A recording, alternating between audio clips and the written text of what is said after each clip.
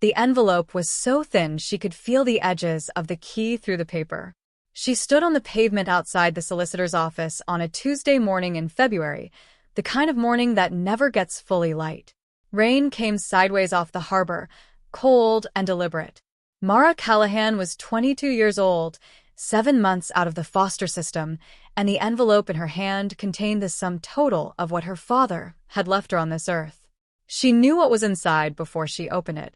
Mr. Hennessy had told her over the phone the week before, his voice carrying the particular gentleness people use when they are delivering news they expect to devastate. If you're enjoying this story so far, don't forget to hit the like button and subscribe. Drop a comment telling me where in the world you're watching from. I love hearing from you. A key, he'd said, and a deed. To a property in Kilreen. She had written the word down and then looked it up on her phone in the break room of the hotel where she worked the breakfast shift. A village on the western coast. Population 400 and something. A single road through a cluster of stone houses and a harbor that faced the Atlantic. She had zoomed in on the satellite image until the resolution gave out, and she could see nothing but gray-green blur. That was 3 weeks ago, and now she was standing in the rain with the thing itself in her hand, and the question that had been sitting at the back of her mind since the solicitor's call had moved to the front. What does a man who never once contacted his daughter in 22 years leave her when he dies? The answer, apparently, was a cottage.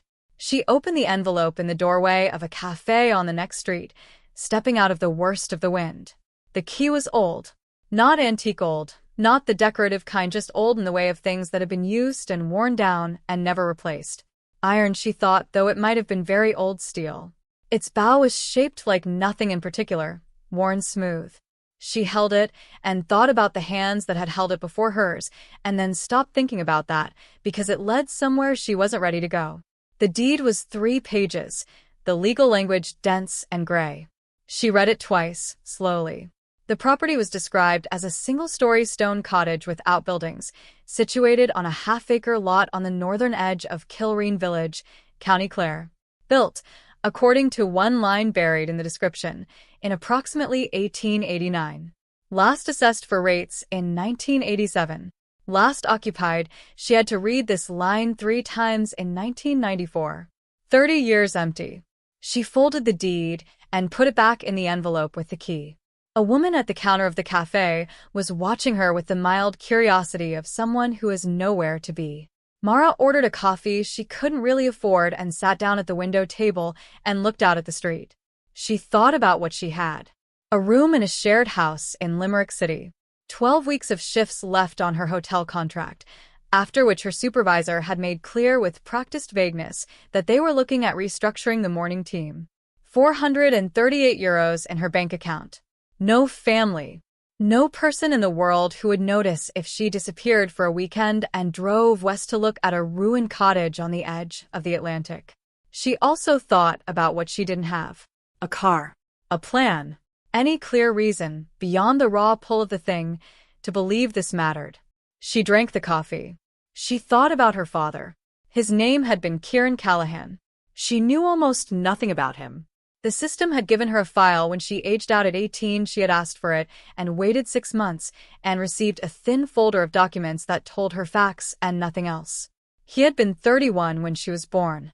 He was listed as unemployed at the time of her entry into care when she was 8 months old. He had not pursued contact. He had died in October of this past year, 61 years old, in a hospital in Ennis. Cause of death: cardiac failure. There was no mention of any other family. There was no explanation of anything. He had left her a cottage worth, in all likelihood, nothing. An inheritance so meager that 2 of his distant cousins, she had learned their names from Mr. Hennessy, who mentioned them with careful neutrality, had already been in touch with the solicitor's office to inquire whether the property would be going to auction. They had not introduced themselves to Mara. They had not asked after her. They had inquired about the auction. She knew their type. She had met their type in every waiting room and placement meeting of her childhood. People who calculated the value of other people's circumstances with the practiced ease of those who have always had enough. She set down the coffee cup. She was going to Kilreen, not because she expected anything. The solicitor himself had been careful about that. his gentle voice cushioning the reality of the property has been unoccupied for a considerable period. He had said, "There may be structural concerns. The outbuildings in particular are understood to be in poor condition." She was going because the key was in her hand, and the door it belonged to was the only door in the world that was hers. And that counted for something. It had to. She gave her notice at the shared house the following Saturday. Her housemates, 2 nursing students, and a man who worked nights at a printing company received the news with a mild detachment of people whose lives run parallel to yours without ever touching. She put everything she owned into 2 bags. Everything fit. That fact had stopped bothering her years ago. Now she considered it a kind of efficiency. She booked a bus ticket to Ennis, then a local connection, then arranged with the Kilreen post office whose number she found on a community website that appeared to have last been updated in 2019 that she could collect a key to the village's single B&B from a hook inside the door if she arrived after 6. The bus west took 3 hours. She watched the landscape change through the window, the city dissolving into suburbs and then into farmland and then into something wilder, the fields flatter, the stone walls more frequent, the sky larger and more indifferent. She had her phone in her lap, but didn't look at it. She watched the country go by and tried to feel something she could name, and what came closest was a word she'd had no real use for in her life until now. Inheritance. She'd heard it used around her plenty of times. In offices, in overheard conversations, in the way people talked about houses and money and what would be left for the children. It had always landed as a word that belonged to other people's lives, to people who had the kind of continuity she didn't. A word that required, as a precondition, a family. And yet here it was. A key in her coat pocket pressing its weight against her ribs, with every mile the bus moved west. The B&B was exactly as described, a slate-fronted terraced house on the main road, the key on the hook, a handwritten note from the owner, a Mrs. Falvey, explaining that breakfast was at 8 and the shower pressure was better if you ran the cold first. Mara put her bags down in a room that smelled of lavender and old carpet and sat on the edge of the bed for a long moment. Outside the window, the village was quiet in the way of places that had been quiet for a long time. A dog moved down the center of the road. Lights showed in a few windows. The wind off the sea was a constant low note beneath everything. She had the deed with the address on it. She had her phone. She was 10 minutes' walk from the cottage, if Google's estimate of the village's dimensions was correct. It was 7 in the evening. There was still a thin, gray light in the sky. She put her coat back on and went. The northern edge of Kilreen turned out to be where the village gave up. The houses on the main road thinned and then stopped, replaced by a barren and narrow lane, its surface a compromise between gravel and mud that wound up a slight rise and then curved toward the sea. A farm gate on the left. A field of rough grass on the right. And then, set back from the lane behind a collapsed stone wall and a mass of overgrown fuchsia and bramble so thick it had become its own small ecosystem. A cottage. She stopped walking and looked at it. 1 story, as the deed said. Stone walls the color of old pewter, dark with damp and patched with moss. The roof was slate, and miraculously, she could see this even in the failing light. It appeared to be largely intact. The chimney at the gable end was still standing. The 2 front windows were boarded with sheets of plywood, weathered to silver. The front door was set into a low porch, also stone, and above the porch the door surround was carved in a simple pattern, repeated like a wave. She hadn't expected that. Something decorative, something that meant someone had cared. The garden, if it had ever been one, was long gone to wilderness. Nettles waist-high. Brambles had reached the window boards. A rowan tree had grown up from nowhere just to the right of the porch and pressed one arm against the front wall like something seeking shelter.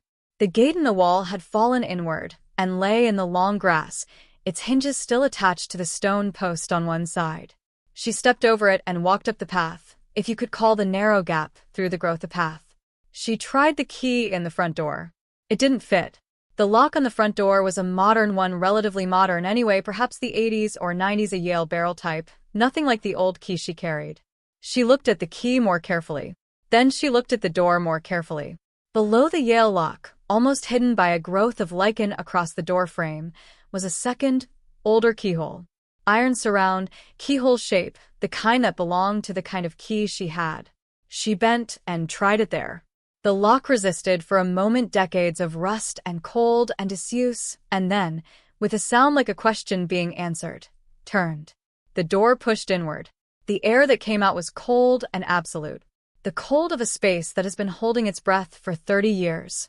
She stood in the doorway and let it move past her and breathed it in. Stone dust. Old ash. Something faintly botanical, as if the earth had been slowly reclaiming the interior from the ground up. And underneath all of it, very faint, the particular non-smell of something sealed and preserved and waiting. She did not go in that night. She stood in the doorway for a full minute, her hand on the frame, and then she stepped back and pulled the door gently closed. Not locked, just closed. She walked back to the B&B in the dark. She would go in properly in the morning, with light, with time, with the willingness to see what was actually there rather than what the dark and her imagination made of it. That was how she did things. Carefully, steadily, without rushing toward the things she wanted in case the wanting outran the reality. She had learned that in 8 months in one house and 6 months in another and a year in a third, and all the waiting rooms in between, you did not run at the door. You waited until you were ready to see clearly. Mrs. Falvey made porridge for breakfast and did not ask questions, which Mara appreciated more than she could have said. She ate sitting by the window that faced the harbor. The sea was running high, white-capped, the color of pewter. A few boats were pulled up on the slipway. A man in an orange jacket walked a dog along the pier. The village was doing what small villages do in February, existing quietly, without performance, in the way of things that have no need to prove themselves. She went back to the cottage at 9 o'clock. The daylight was honest about it in a way the evening dark hadn't been. She could see the full extent of the growth across the front, the way the brambles had colonized the window boards, the rust stains running from the iron gutters down the stone. She could see where a section of render had fallen from the back wall. She walked around to look, stepping through the rough grass, and where the smaller outbuilding, a low stone structure behind the main cottage that might have been a fuel store or a wash house, had partially lost its roof. The slates had slid from one side and lay in a scatter across the ground below, many of them unbroken. She could also see what was intact, and a surprising amount was. The main roof held. She could see no daylight through it from below. The chimney was straight. The gable walls were solid, the stone tight, no obvious movement or cracking. The floor, when she stepped inside properly for the first time and waited for her eyes to adjust to the low light coming through the gaps around the boards, was flagstone. Large, rough-cut flags of gray limestone, the kind that last forever. They were dirty, some of them, and one corner of the room showed the ghost of a long-dried damp stain, but they were level and whole. The main room was a single-space kitchen and living combined, in the old way, with a hearth that took up most of one wall. The fireplace was wide enough to stand in, black with the memory of 100 fires, fitted with a crane arm for a pot that was still there, rusted to stillness, still hanging. Above the mantel, which was a single slab of local stone, someone had pressed a small ceramic tile into the plaster. She moved closer and held up her phone's torch. A blue and white pattern, birds on a branch. Delft, perhaps, or an imitation. Pressed into the wall 40 or 100 years ago by someone who wanted something small and beautiful in this room. She photographed it. She didn't know why. It just seemed important not to let it go unwitnessed. Off the main room, a door led to a narrow hallway with 2 doors off at a bedroom and a small bathroom added later. She guessed from the construction, maybe the 60s or 70s. The bathroom had a window at ground level, its board half fallen, which let in a strip of gray light and an amount of weather. The bedroom was smaller than she'd expected, with a low ceiling and a window facing north toward the sea. Empty. A curtain rail still on the wall, no curtain. A nail in the back of the door, where something had once hung. She went back to the main room and sat down on the flagstone floor with her back against the far wall. She did not feel disappointed. She examined herself carefully for it, because it would have been understandable, would have been reasonable, given the gap between what this place was and what some small, unreasonable part of her had perhaps hoped it might be. But disappointment wasn't what she felt. What she felt was closer to recognition. This place was what it was, honestly, without pretense. The walls were real stone. The flags were real stone. The hearth had held real fires. People had lived here, cooked here, slept here, looked out at that north-facing window on winter mornings and seen the same sea she'd seen from Mrs. Falvey's window over her porch. Her father had owned this. Presumably, he had been here. She looked around the room, as if seeing it afresh. What did a man do with a cottage he never occupied for 30 years?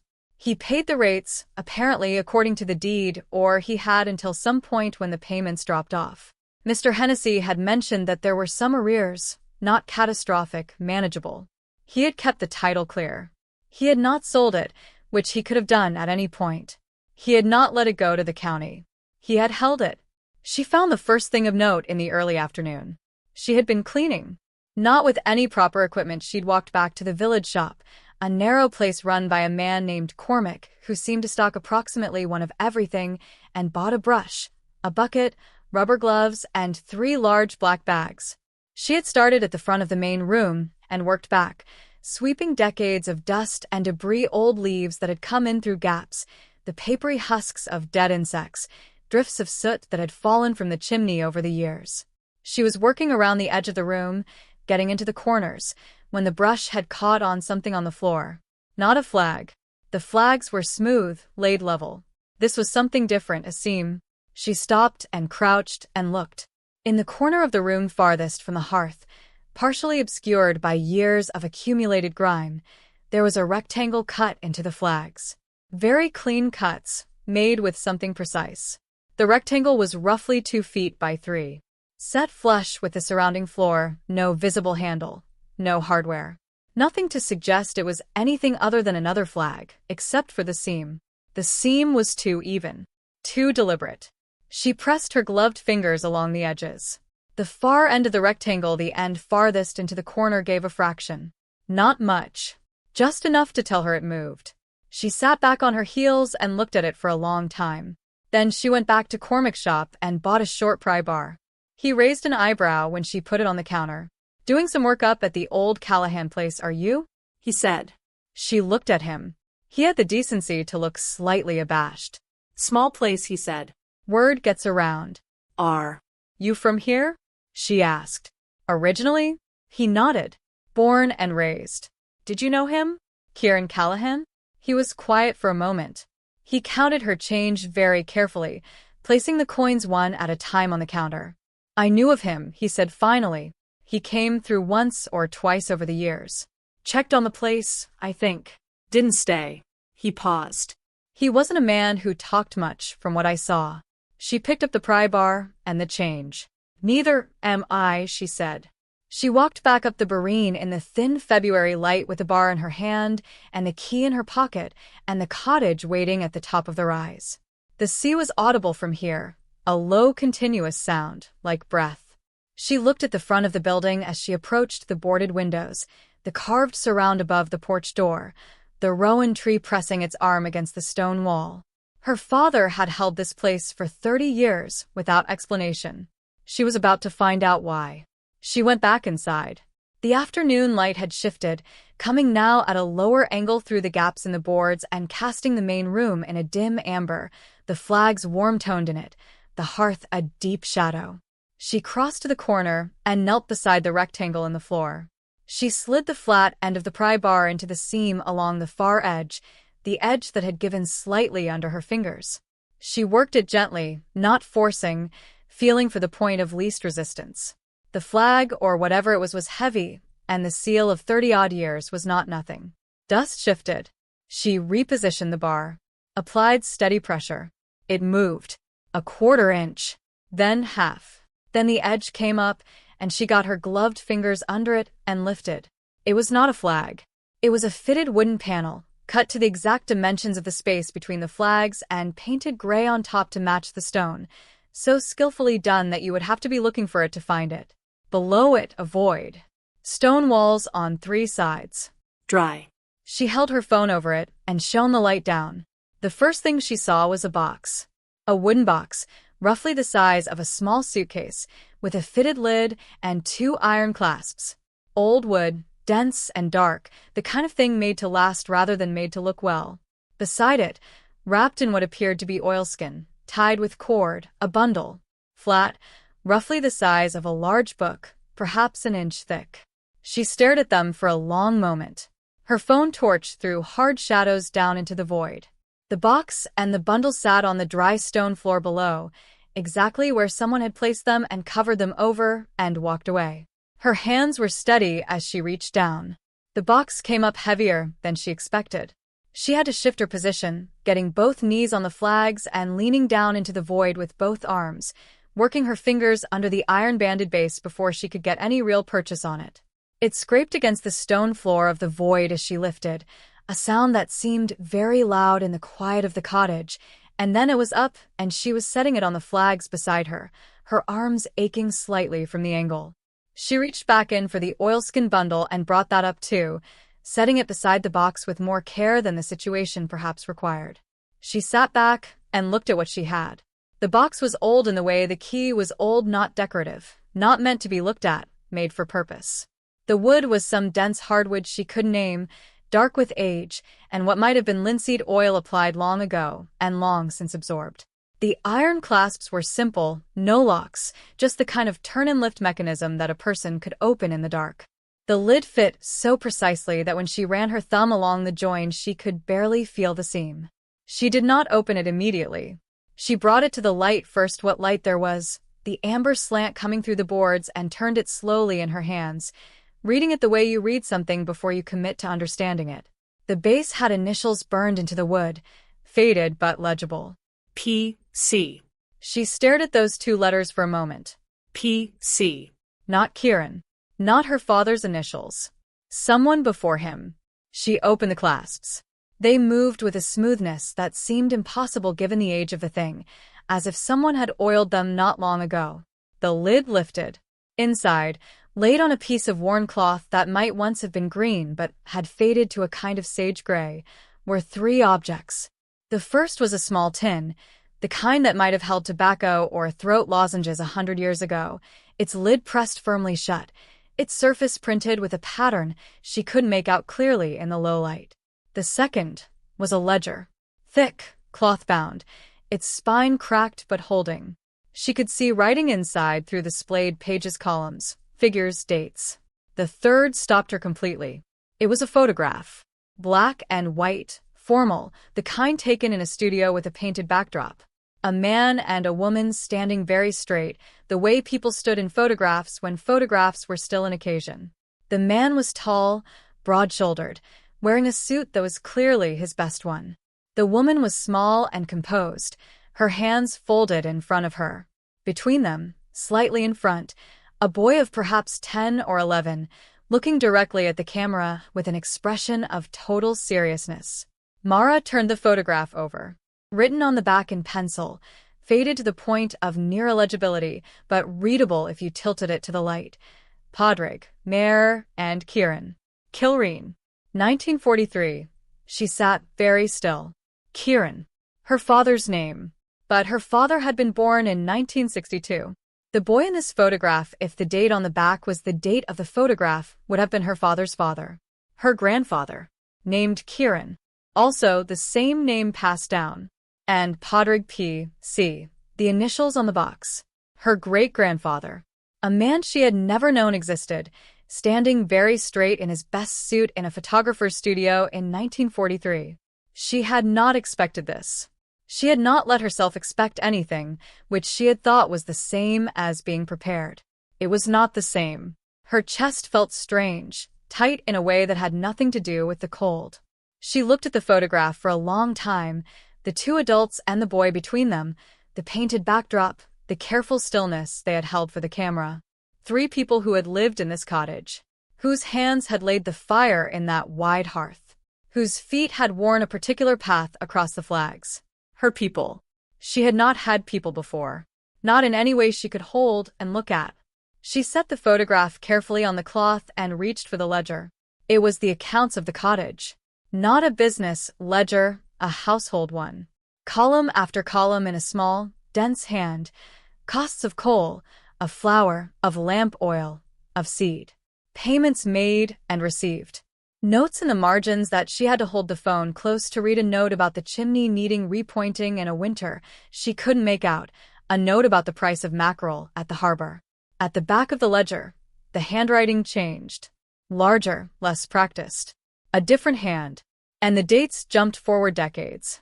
She found an entry from 1989, then 1992, then several from 1993. Her father's hand. She felt sure of it, though she had nothing to compare it to. The 1993 entries were careful and specific.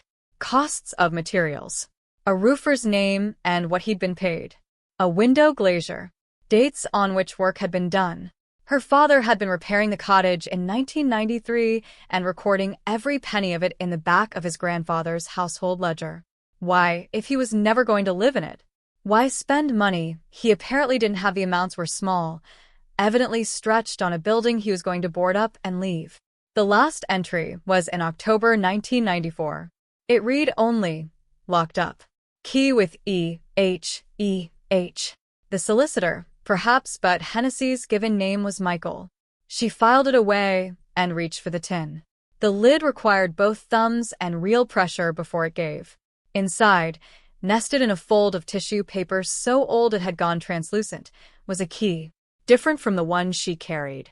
Smaller, more delicate, the kind of key that belonged to a cabinet or a strong box rather than a door. Beside it, folded very small, a piece of paper. She unfolded it with the care of someone who understood that paper this old did not get a second chance. It was a note. Her father's hand again, the same as the 1994 ledger entries. She was certain of it now. Dated October 1994. She read it once, quickly, the way you read something when you don't trust your own comprehension. Then she read it again, slowly. If you're reading this, you found the box. Good. I knew you would find it if you looked carefully enough, and I knew that you would look carefully enough if you ever came here at all. I know nothing about you. I don't know what you've been told about me, or whether you've been told anything at all. I don't know whether you have had a good life or a hard one. I hope it has been good. I suspect it has not been easy. I'm sorry for my part in that. This cottage belonged to my grandfather, Mara Callahan, and before that to his father. It has been in this family since it was built in 1889. I have repaired what I could afford to repair. The roof is sound. The walls are sound. The flags will outlast everything. I could not do more than I have done. I am sorry for that also. There is something else here that I could not keep with me and could not sell and could not leave with anyone I knew because I did not know who among the people around me could be trusted with it. I left it where it should be. In this house. Where it has always been. The small key is for the room at the back of the outbuilding. The door is behind the left wall, not visible from outside. It has been sealed. I sealed it myself in the spring of 1991. You will need the pry bar or a chisel to break the mortar, but the door behind it is still sound. Open it carefully. What is inside has been waiting a long time. I am leaving because I have no choice. I cannot stay in a place where I cannot keep you safe. I understand if you do not forgive me for this. I would understand if you never came here at all. But if you are reading this, you came. And that is more than I had any right to hope for. The cottage is yours. What is behind the door is yours. This family's history is yours. I am sorry it has taken this long to give it to you. See. Mara set the note down on the flagstone floor and pressed both hands flat on the stone on either side of it. The flags were cold and solid under her palms. She breathed. The cottage was very quiet.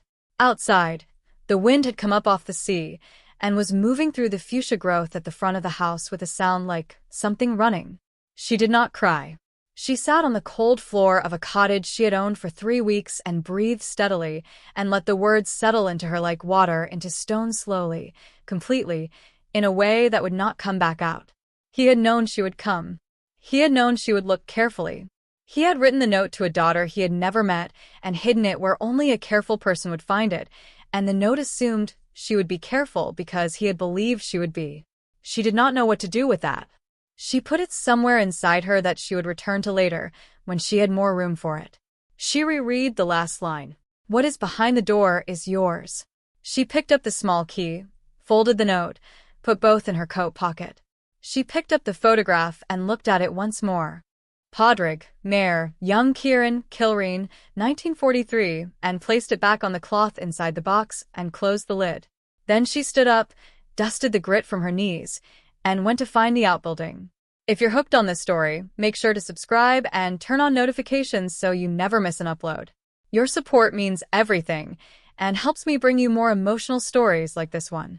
The Outbuilding was the low stone structure she had looked at from outside on her first morning. She had written it off then as a partial ruin, one side of the roof gone, the slates scattered in the grass below. What she had not done, because she had been looking at it from outside, and from the damaged side, was walk around to the left wall. She did that now. The left wall of the Outbuilding faced away from the cottage and toward the rough ground that ran north toward the cliff edge, 50 meters or so distant. There was no window on this wall, no opening of any kind that she could see. The stone was the same as the cottage walls, old granite, laid in rough courses without mortar between the facing stones, though she could see the fill behind them. Solid, built to last. She moved along the wall slowly, running her fingers along the stones, and found it roughly in the center. A section of wall that was not the same as the rest. It was subtle enough that you would miss it easily. The stones were the same granite, the same rough courses. But the mortar between them, there was mortar here, smooth gray cement, recent by the look of it relative to the rest of the wall. And beneath the mortar, if you looked at the section with the eye you used for things that didn't want to be seen, the line of something behind it. A frame. A threshold. A door. It had been faced over from the outside with granite stones and mortared shut so carefully that from any distance it simply looked like wall. You would have to be standing here, close, running your hand along the surface, to feel the slight difference in depth, the faint outline of the frame beneath. Her father had sealed this in the spring of 1991. He had sealed it so well that 3 decades of weather had not revealed it. He had sealed it because he needed whatever was inside to remain unknown until the right person came. She went back to the cottage for the pry bar. The mortar was old enough to be brittle. That helped. She worked the flat end of the bar into the join between stones at the top of the section and pressed. The mortar crumbled. She worked across the top course, then down one side. The stones, she realized after a few minutes, were not actually bonded to the wall. They were facing stones, set into a frame and mortared at the edges, a false panel designed to be removed from outside, if you knew what you were looking at. Her father had built a door disguised as a wall. And he had built it properly. The stones came out in sections once she had broken the mortar seal along all 4 edges. She stacked them carefully in the grass. Behind them, a timber door, old, dark with age, but solid. She pressed her hand against it and felt no give. Iron hinges, recently oiled. She could see the dark stain of the oil on the stone around them. And a lock. The kind the small key fit. She tried it. The lock turned on the first attempt. She pulled the door toward her. The smell that came out was something she had no previous frame of reference for, cold and old and absolutely dry, sealed against the Atlantic weather by her father's careful stonework, a smell of metal and old wood and time compressed into a space that had not breathed in 30 years. She stood in the doorway and let it wash over her, and then she held up her phone and looked inside. The space was perhaps 8 feet deep and 6 feet wide, built into what she now understood was a deliberate alcove in the Outbuilding's original construction. Stone walls on 3 sides, a stone floor, a low ceiling of timber planking. Dry as a bone. The walls had been lined at some point with wooden shelving, rough but level, and on the shelves on every shelf, floor to ceiling on 3 sides were objects covered in cloth, laid with deliberate care. She counted the covered objects. 12. 13. She lost count and started again. 15 covered objects on the shelves. And on the floor of the space, taking up most of it, for wooden crates of the kind used to ship goods, their lids screwed down. She stood there for a moment and simply looked. The phone torch threw everything into hard angles of light and shadow. Her breath made no mist. The air inside was drier than the air outside, somehow, sealed and still. She went to the nearest shelf and lifted the cloth from the first object. A painting. Oil on canvas, mounted in a frame of dark wood. The paint surface cracked in the fine web pattern of age, but the image clear and complete, a harbor scene. Boats drawn up on a strand, figures working in the foreground, a headland in the distance. She could not read the signature in the phone light. She moved the torch carefully. A name in the lower right corner, small and careful. She didn't recognize it. But the painting was old. The frame was old. Both were real. She replaced the cloth and moved to the next. A second painting. Larger, a landscape, a bog scene with a low sky. Different hand. She didn't recognize this signature either. The canvas was heavy with paint, layered, worked over. Old. The third covered object was not a painting. She lifted the cloth and found a wooden case, narrow, fitted with clasps. She opened it. Inside, on a bed of aged velvet, a set of silver objects. She thought at first they were cutlery, but they were something more formal than that. Ceremonial, perhaps. Heavy, marked with hallmarks she could not read in this light, but would be able to read later. She covered it again and kept going. The fourth was another painting. The fifth was a shallow wooden tray containing, beneath its cloth, a row of small objects wrapped individually in tissue paper. She unwrapped one. a coin. Large, gold-colored, heavy in her palm. She held the phone close to it and read what she could, an old design, a date in the early 19th century. She wrapped it back carefully and set the tray down. By the time she reached the sixth object, her hands had begun to shake. Not from cold. The air in the sealed room was cold, but she wasn't feeling it. Her hands were shaking because she was beginning to understand, in the way you understand something when the evidence has stacked past the point of doubt, what she was looking at. She understood that her father had not put a few family mementos behind a sealed wall. She understood that whatever this family had been, whatever Mara Callahan and his father before him had been, they had accumulated something. Quietly, carefully, in a cottage on the edge of the Atlantic, they had accumulated something significant, and they had kept it, and her father had sealed the door in 1991 for reasons she did not yet fully know, but which she suspected had to do with the same instinct that had made him write the word safe in his note. She sat down on the stone floor of the sealed room with her back against the shelving and her phone in her lap, and looked at the crates on the floor and the covered shapes on the walls and breathed. She stayed like that for perhaps 10 minutes. Then she picked up her phone and called Mr. Hennessy. He answered on the third ring, his soft voice carrying the slight surprise of a man not accustomed to receiving calls from clients in the early afternoon. "Mr. Hennessy," she said, "I need to ask you something. When you went through my father's papers, was there any record of what was in the cottage? Any inventory, any list of contents?" A pause. Not long, but considered. "No," he said. "The property was described as vacant. We had no record of any contents." "Is there something I need?" "A specialist," she said. "An art specialist, and someone who handles historical artifacts. Coins, silver, paintings. Who do you use for estate contents when there's something significant?" The pause this time was longer. "Miss Callahan," he said, his voice careful now. "Are you telling me there is something significant?" She looked around the sealed room. At the covered shapes on the shelves. At the 4 crates on the floor. "I think so," she said. "Yes. I think there is." He gave her 2 names. A firm in Dublin that handled estate sales with art contents. A specialist in Irish antiques and historical artifacts based in Cork. He asked her twice whether she was all right, his voice carrying a new frequency beneath the professional tone, something between concern and excitement, the sound of a man who has spent a career in the margins of other people's lives and recognizes a moment when it arrives. "I'm all right," she said, and meant it completely. She thanked him and ended the call and sat for another moment in the quiet of the sealed room, surrounded by the covered shapes of things she didn't yet understand.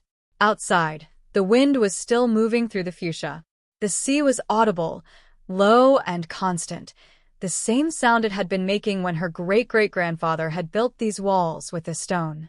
She thought about Mara Callahan in his best suit, standing very straight for the camera in 1943, a man whose initials were burned into the base of the wooden box, a man who had built shelves in a sealed room and filled them with something he intended to keep.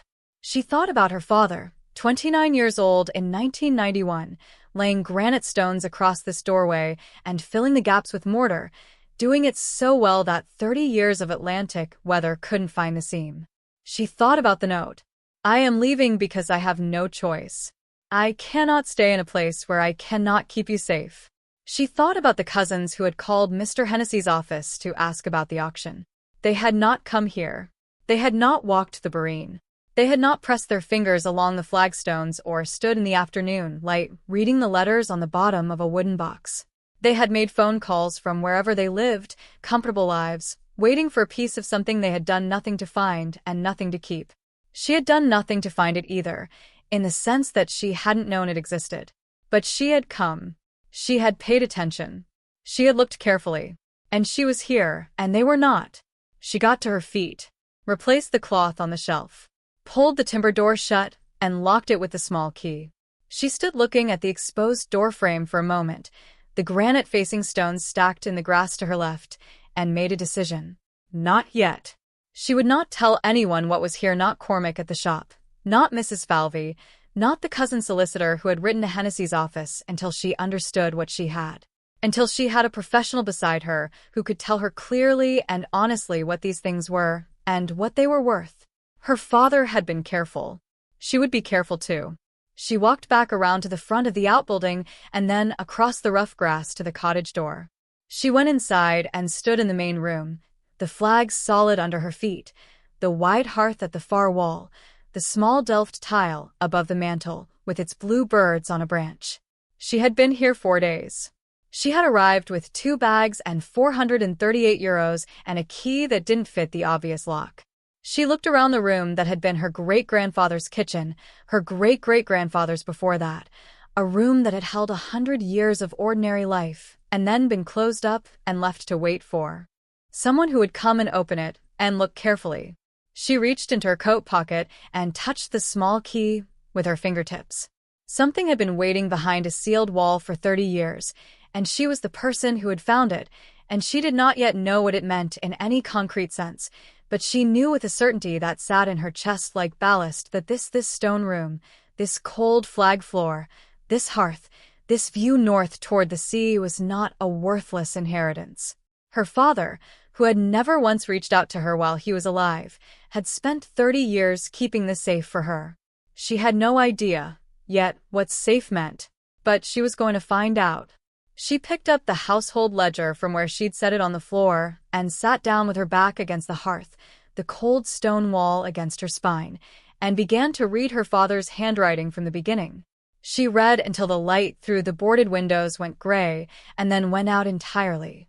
She read about coal and flour and lamp oil. She read the careful record of repairs to a roof in the early 1990s, the glazier's name, the roofer's name, the dates on which the work was done. She read the last entries, October 1994, and the note that said only locked up, key with E.H., and then she closed the ledger and sat in the dark cottage for a while without turning on her phone's torch. E.H., not Hennessy. She had dismissed it too quickly earlier, filed it away without examining it. She turned it over now. E.H., someone her father had trusted enough to leave a key with in 1994. Someone still in Kilreen, possibly, or at least known to Kilreen. Someone whose initials you'd expect to be recognized. She thought about the morning. She thought about Cormac behind the counter, his particular stillness, when she'd asked about her father. I knew of him, he'd said. He came through once or twice. He wasn't a man who talked much. But Cormac's initials were not E.H. She thought about Mrs. Falvey. First name unknown. She turned on her phone's torch and walked back to the B&B. Mrs. Falvey was in the kitchen when Mara came through, standing at the stove with a pot of something that smelled of onion and thyme. She turned when the door opened, her expression the settled, unsurprised look of a woman who has run a guest house for many years. Mrs. Falvey, Mara said. Can I ask your first name? Eileen, she said, without hesitation, without curiosity, as if the question were entirely ordinary. Mara stood in the kitchen doorway. Eileen. E.H. Falvey, formerly something else, perhaps. She looked at Mrs. Falvey Eileen, who had left the key on the hook and the note about the shower, and said nothing more than necessary. My father left a key with someone before he left Kilreen in 1994, Mara said. He recorded the initials. E.H. Eileen Falvey turned down the gas under the pot. She turned around fully and looked at Mara for a moment, a long, honest look, the kind that precedes a decision. "I was Eileen Hanrahan then," she said. "Before I married." Mara nodded. "He asked me to keep it," Eileen said. "He said someone would come eventually and would find the note in the box and would know to ask. He said they'd have his eyes." She paused. "You do have his eyes." Mara felt something tighten in her throat. She kept her voice level. "Did he tell you what was there? Behind the door?" Eileen shook her head. "Only that it was important. Only that it had been in the family a long time, and that it needed to stay in the family." She looked at the pot on the stove. "He was a frightened man when he left," she said quietly. "I don't know what he was frightened of. I only know that it was real. He wasn't the kind of man who frightened easily."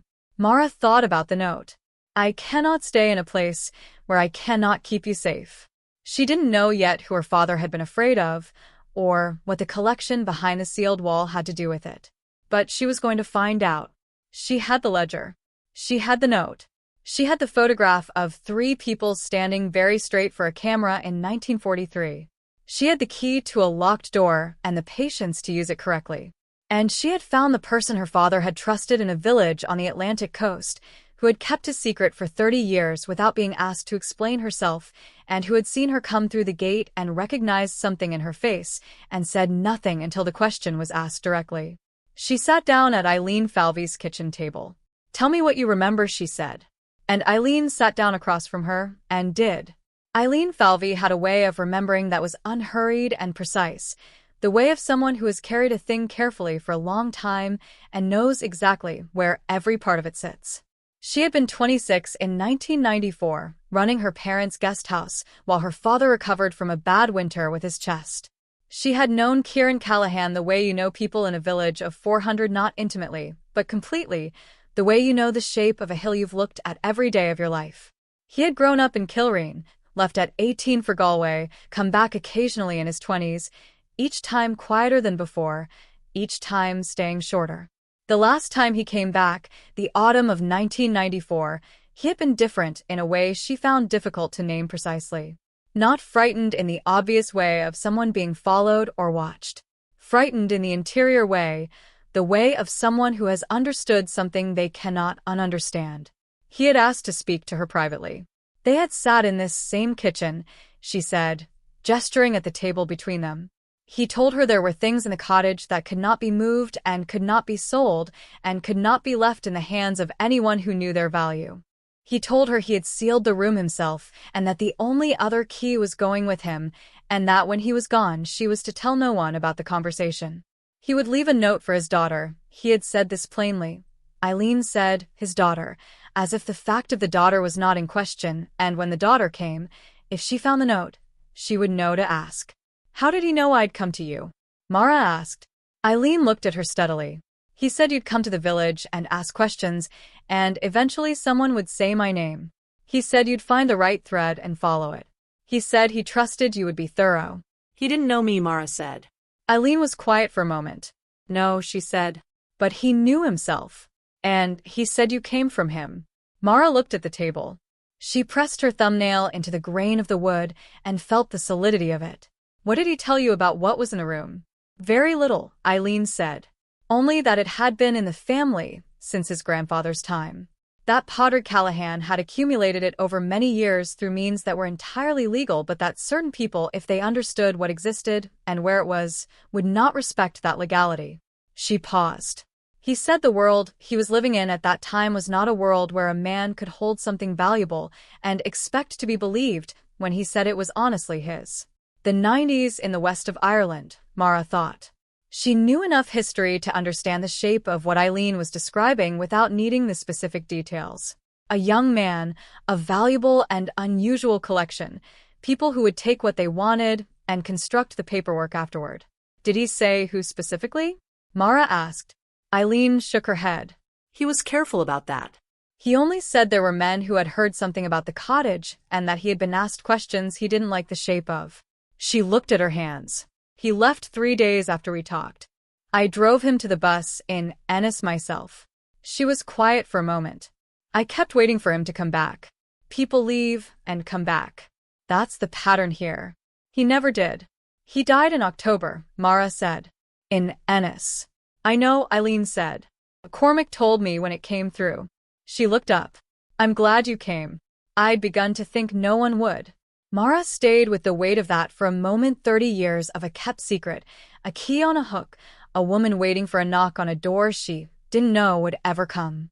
30 years of that particular patience. Thank you, Mara said. For keeping it. Eileen nodded once, the nod of someone who does not require thanks, but receives it with grace. The Dublin firm was called Harrington and Associates. She found their number through the link Hennessy had given her, called the following morning from the platform at the front of the cottage where the signal was strongest, and was transferred twice before she reached a woman named Dr. Siobhan Kearney, whose title was Senior Specialist, Irish and British Works of Art. Mara told her what she had, briefly and factually. The paintings, the silver, the coins, the crates. A sealed room in a cottage in Clare. The collection of a family going back to the 1880s.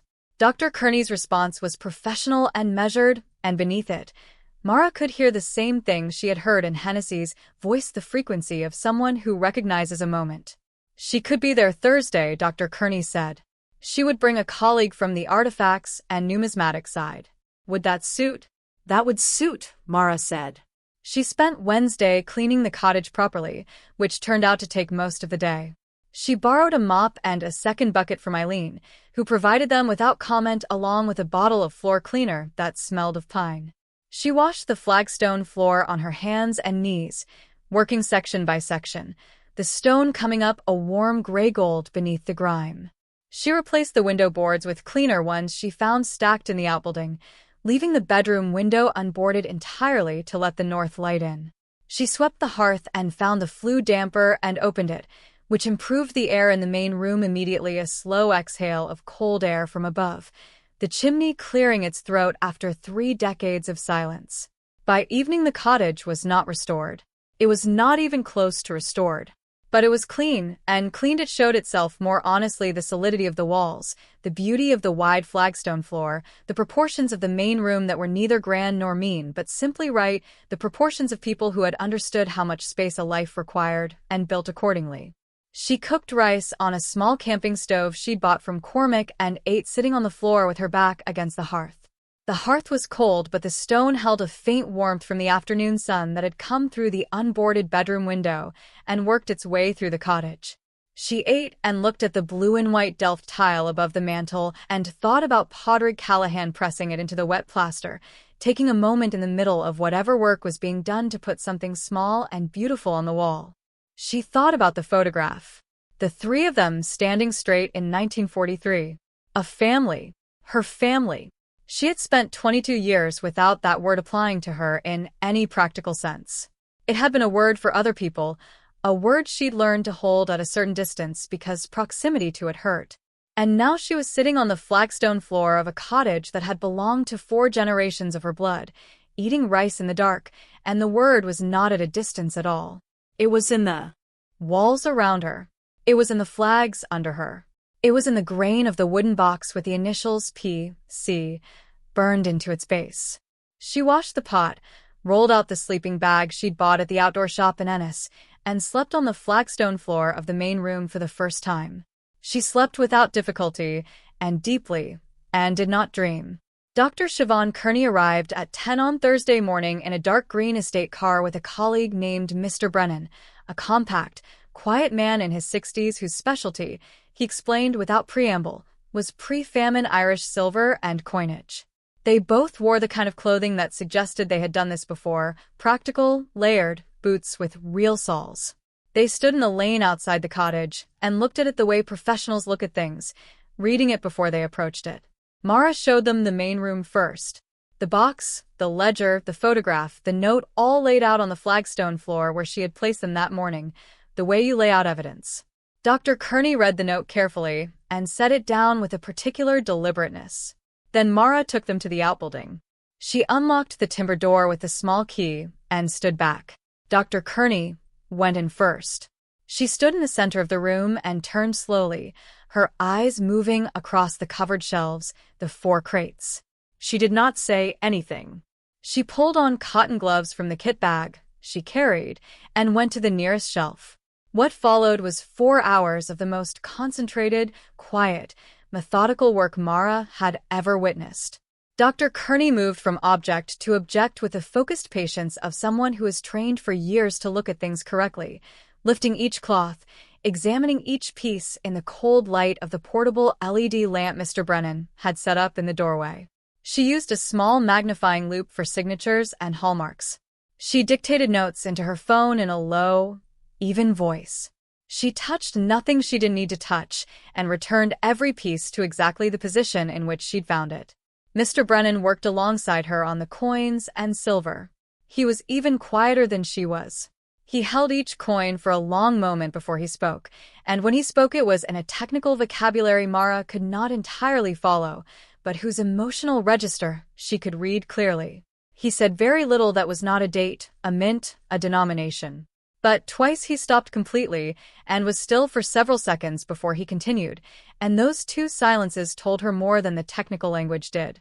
Mara stood in the doorway and watched and said nothing. She had learned in the waiting rooms of her childhood how to wait without drawing attention to herself, how to be present in a room without becoming a problem in the room. She used that now. The paintings were 11 in total. 6 oil on canvas, 3 works on paper, 2 small panels. Dr. Kearney photographed each one, front and back, before replacing the cloths. She did not announce names or values as she worked. She was building a record, not performing a revelation. The crates were open last. Mr. Brennan produced a screwdriver from his kit and removed the lids with careful efficiency. The first crate contained more silver, wrapped in cloth serving pieces, a tea service, items of a scale that suggested they had been commissioned for a house considerably larger than the cottage. The second contained documents, wrapped in oilskin, tied with cord. Mara could see from the doorway that they were old, the paper heavy and slightly yellowed at the edges. The third contained more paintings, smaller works, wrapped flat between sheets of acid-free board that her father or his grandfather must have sourced specifically for the purpose. The fourth contained coins, a great many coins, each in its own small envelope, the envelopes arranged in rows. When they had been through everything, Dr. Kearney came and stood in the doorway beside Mara. She pulled off her cotton gloves and folded them into her kit bag. She looked back into the room. I need to be honest with you, she said. I can't give you final values today. Provenance research takes time, and auction estimates vary considerably depending on venue and timing and who is in the room on the day. What I can tell you is what I know with confidence right now. Mara nodded. 3 of the oils are significant, Dr. Kearney said. 1 is a confirmed Nathaniel Hone the Elder. I'd want to run the provenance fully, but the signature and technique are consistent and the subject matter matches his known Clare period work. If it is what I believe it is, it will draw serious institutional interest. The second is a Paul Henry, a bog landscape, mid-career. The third I need to look at further, but the style suggests a painter whose work has appreciated considerably in the last decade. She paused. The silver is exceptional. Mr. Brennan will speak to the coins, but I can tell you that the serving pieces alone, the tea service, the presentation pieces, these are museum-quality Irish silver, mid-18th century, some of it. Pieces of this age and condition from a private collection rather than a known estate are rare. Very rare. She looked at Mara steadily. Your great-great-grandfather appears to have been a careful and knowledgeable collector. This is not a random accumulation. These objects were chosen. They were cared for. Someone in this family understood what they had and understood how to preserve it. Mr. Brennan appeared in the doorway behind her. He had a small leather notebook in his hand. The coins, he said to Mara, are extraordinary. I've catalogued 64 pieces provisionally. 12 are pre-famine Irish coinage, rare series, 3 of which I have not held outside of a museum collection. 22 are British gold sovereigns, various reigns, mint condition. The remainder are a mixed collection of European and American gold, late 19th and early 20th century. Several of these, he tapped his notebook, I would need to confirm with colleagues, but provisionally I believe 3 are significant rarities. American double eagles, early series. 2 of them I have seen sold at auction only once each in my career. He stopped. He looked at Mara in the way that people look at you when they are choosing how to frame a number. For the coins alone, he said, you are looking at a minimum of 400,000 euros at conservative auction estimate. Potentially considerably more, depending on the buyers in the room. Mara heard the number. She held it at a slight distance from herself the way she had learned to hold things that were too large to absorb immediately. She nodded. Dr. Kearney was still watching her. The paintings, if my preliminary assessments hold, she said, are likely to bring somewhere between 300 and 600,000 euros in total, again, depending on the venue. The silver I would estimate at 120 to 160,000 for the collection as a whole. The documents require specialist assessment if they include title deeds or historically significant papers, which from a brief examination appears possible. Their value could be substantial or primarily historical, depending on their nature. She paused. I want to be careful not to give you a number that misleads, she said. But I would be doing you a disservice if I didn't tell you clearly that what is in this room is almost certainly worth in excess of 1 million euros. Quite possibly significantly more. The wind moved through the fuchsia at the front of the cottage with its low, running sound. Mara looked out across the rough ground toward the cliff edge and the sea beyond it, gray-green and running under a high sky. She breathed in the cold salt air and let it out slowly. She had arrived in Kilreen with 438 euros and a key that didn't fit the obvious lock. She had slept on a flagstone floor and eaten rice cooked on a camping stove and read her father's handwriting by phone torchlight. She had pressed her fingers along a wall until she found the seam of something that wasn't what it appeared to be. Her father had trusted her to be thorough. She had been thorough. She turned back to Dr. Kearney and Mr. Brennan. What do I need to do next? She said. The legal process took 6 weeks. Mr. Hennessy, when she called him that evening from the cottage doorway, made sounds she had not heard from him before, soft, involuntary sounds of disbelief followed by the brisk efficiency of a man remembering his professional responsibilities. He confirmed that the collection, as contents of the property at the time of transfer, was hers without question. He initiated the title search. She would need to formally establish clear ownership of the objects, a process that would require documentation of the family chain going back to Mara Callahan, all of which the ledger and the documents in the fourth crate, which turned out to contain exactly the title records and family papers she had hoped they would provide it in full. She stayed in Kilreen throughout. She was not going back to Limerick. There was nothing in Limerick that required her return. She moved out of the B&B and into the cottage on the 3rd week, by which point she had the bedroom window repaired and the flue cleaned and functioning, and a proper fire laid in the wide hearth. The first night she lit it, the fire drew perfectly a clean, steady burn, the heat spreading through the main room in a way that the stone absorbed and held and gave back slowly. She sat in front of it on the flagstone floor and watched it and felt, for the first time in a life that had given her very few of them, the specific sensation of being exactly where she was supposed to be. Cormac at the shop heard about the collection within the week. How exactly the information traveled, she was never entirely sure. Some combination of the estate car parked on the Barine, the conversation at Eileen's kitchen table, the particular efficiency of a place that had been watching the Callahan cottage for 30 years and was paying close attention now. He said nothing about it directly. He simply, on a morning in early March, placed a bag of groceries on the counter that she had not ordered and told her they were on account, paid when she was ready. She paid him the same day. She would not owe debts she hadn't agreed to. But she thanked him with a directness that surprised her, and he received it with a nod that meant more than it appeared to. The cousin's solicitor wrote to Hennessy in the 3rd week with a letter that Hennessy read to her over the phone in his careful voice. The letter suggested, with a great deal of professional circumlocution, that the family might have an interest in discussing the estate, that there may be matters of shared heritage and collective memory worth exploring, that they hoped to be in contact with Miss Callahan at her convenience. She asked Hennessy to reply that she would be in touch when she was ready. She was not ready for some time. What she was doing instead was something she had not expected to find herself doing, learning the cottage. Every building has a specific grammar, a logic to how it holds heat and light and weather, and this one had had 130 years to develop its own. She learned where the morning light came first and where it moved through the day. She learned which wall held cold and which held warmth, the north-facing bedroom cold until afternoon, the main room warm by 10 on any day with sun. She learned the sounds the roof made when the wind came from the southwest, which was its most frequent direction, and how those sounds differed from the sounds it made when the weather came from the north. She learned that the flagstone floor, cleaned and sealed properly with linseed oil walt, from the story she had read about somewhere, would have approved was not cold so much as cool, a quality rather than a discomfort, and that bare feet on it in the morning was one of the more straightforward pleasures available to a person with a roof over their head and a fire laid. She began clearing the garden in the 4th week.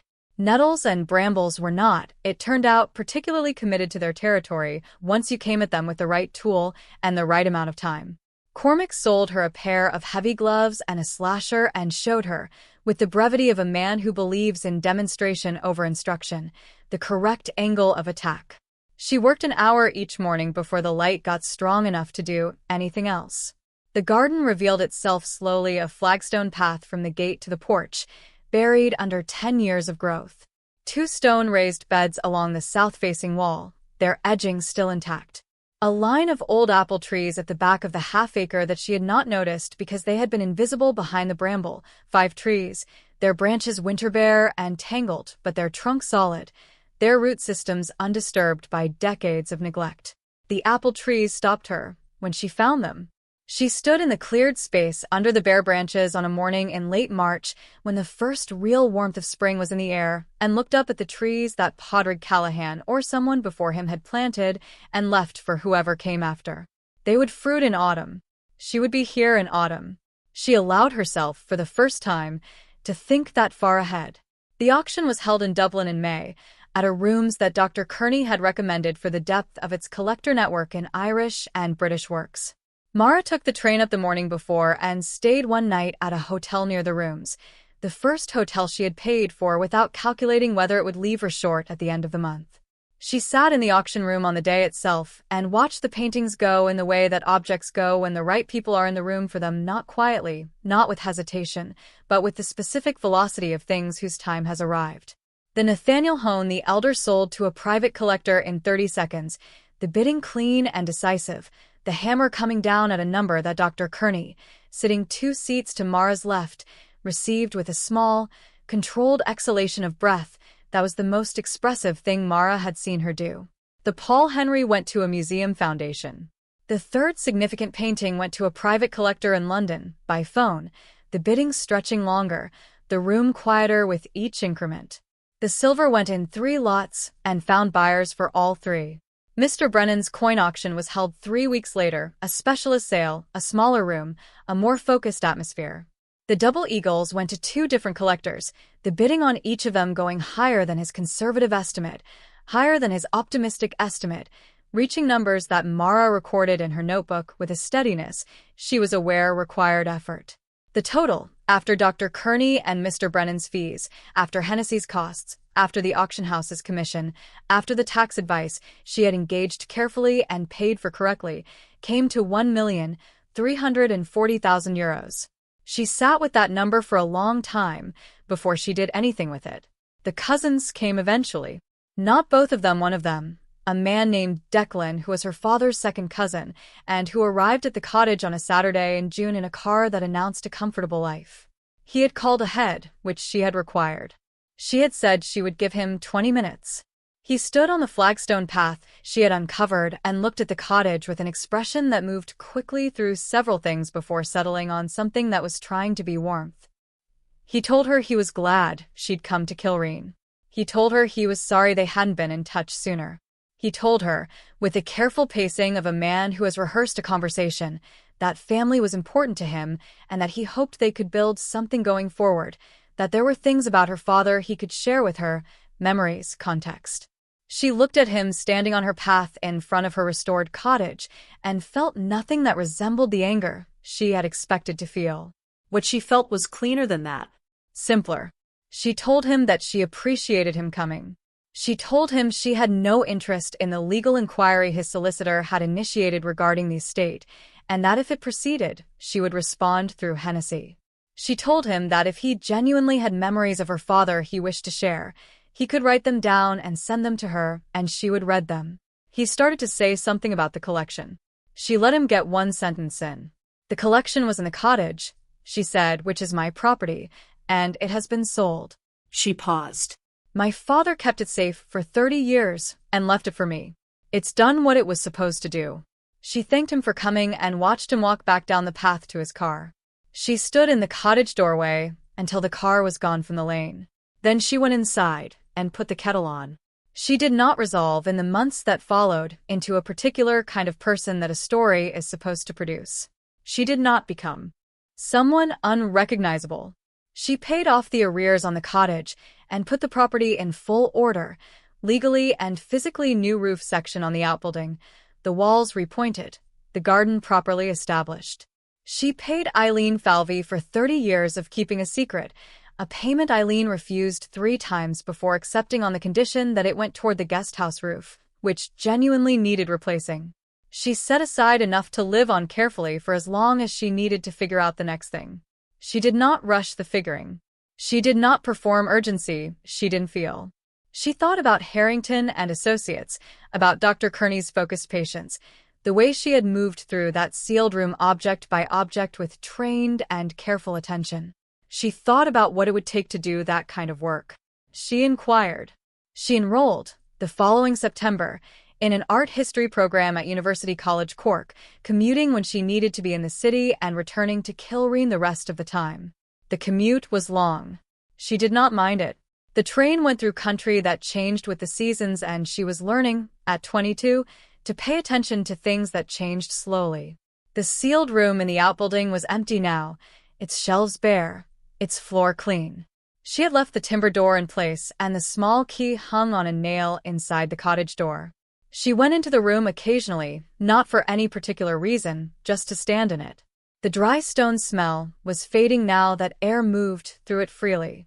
In summer, a small plant had appeared from a crack in the floor near the back wall, working its way up through the stone with a patient industry of things that have no option but to grow. She left it. The apple trees fruited in October, more heavily than she had expected for trees so long neglected. She filled a crate and brought it to Cormac's shop and left it on the counter with a note. She kept one apple and ate it standing in the garden in the cold afternoon light, looking at the cottage, the clean stone walls, the repaired slate roof, the wide chimney from which smoke was rising into a pale sky. Her great-great-grandfather had built this in 1889. Her great-grandfather had stood straight for a photograph here in 1943. Her father had sealed a door here in 1991, afraid of what the world would take if it knew what he had, and had left everything he had for a daughter he'd never met, trusting she would come and look carefully and find it. She had come. She had looked carefully.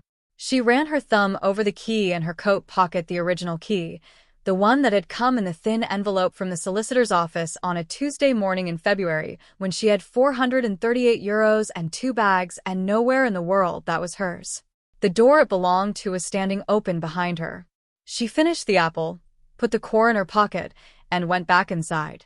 Thank you so much for watching until the end. If you love this story, check out the other videos on your screen now. I think you'll really enjoy them. And don't forget to subscribe if you haven't already. See you in the next story.